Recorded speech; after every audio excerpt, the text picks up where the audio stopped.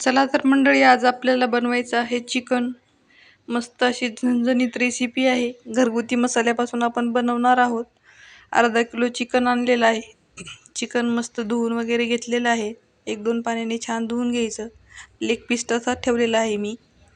नंतर मस्त कढई ठेवायची किंवा पातेलं ठेवायचं तापायला. त्याच्यामध्ये थोडीशी हळद टाकायची. हळद वगैरे छान मस्त खरपूस भाजून घ्यायची हळदीला. नंतर त्याच्यामध्ये आपल्याला चिकन फ्राय करून घ्यायचे. मीठ नंतर टाकायचं कारण चिकनला पाणी सुटतं. मस्त हळदीमध्ये फ्राय करून घ्यायचं आणि थोडंसं मीठ घालायचं. वाटलंच तर तुम्हाला जास्त खारट हवे असेल तर तुम्ही जास्त ॲड करू शकता.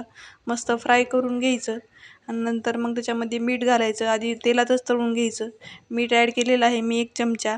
आता छान मस्त तेलातच फ्राय करून घ्यायचं चिकन. नंतर त्याच्यावर एक परात ठेवून द्यायची आणि परातीत पाणी टाकायचं. डायरेक्ट चिकनमध्ये पाणी नाही टाकायचं, मग व्यवस्थित चव लागत नाही.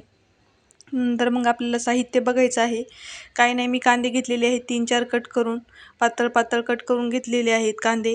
आणि मग आपल्याला घ्यायचं आहे खोबरं. खोबरं पण छान मी पातळ पातळ कट करून घेतलेलं आहे. मस्त तेलात आपल्याला हे सगळं फ्राय करायचं आहे. आणि डाळवं घेतलेलं आहे. डाळव्याच्या जागी तुम्ही फुटाणा पण घेऊ शकता. मग आपलं चिकन आता मस्त छान शिजलेलं आहे, तुम्ही बघू शकता. आता मस्त कढई ठेवायची. कढईमध्ये खोबरं आणि डाळवं एकत्र भाजून घ्यायचं आणि आपल्याला हे मिक्सरमधून काढून पण एकत्रच घ्यायचं आहे. कोरडं काढायचं, ह्याला पाणी वगैरे टाकून नाही काढायचं मिक्सरमधून. मस्त आता खोबरं आणि हे व्यवस्थित काढून घ्यायचं.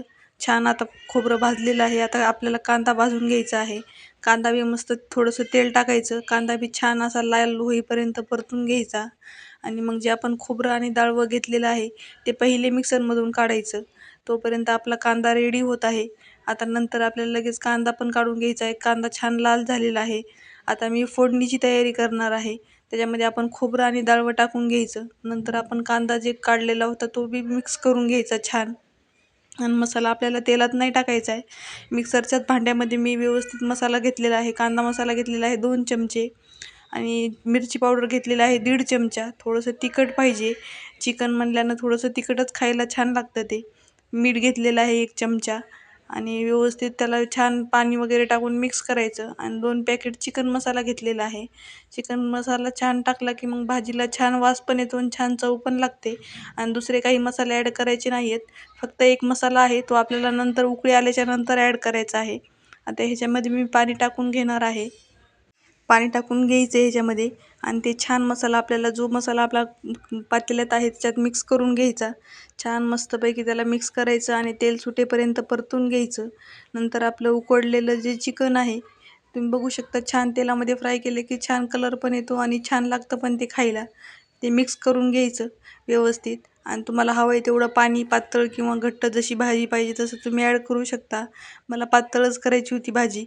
आणि मस्तपैकी मग सगळं मिक्स करून घ्यायचं. त्याच्यामध्ये पाणी वगैरे ॲड करायचं. 1 तांब्या मी पाणी टाकलेलं आहे.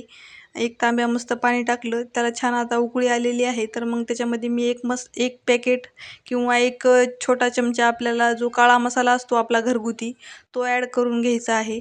आता छान मस्तपैकी उकळी आलेली आहे भाजीला, तुम्ही बघू शकता. मस्त त्याच्यावर वरून कोथिंबीर टाकायची आपल्याला.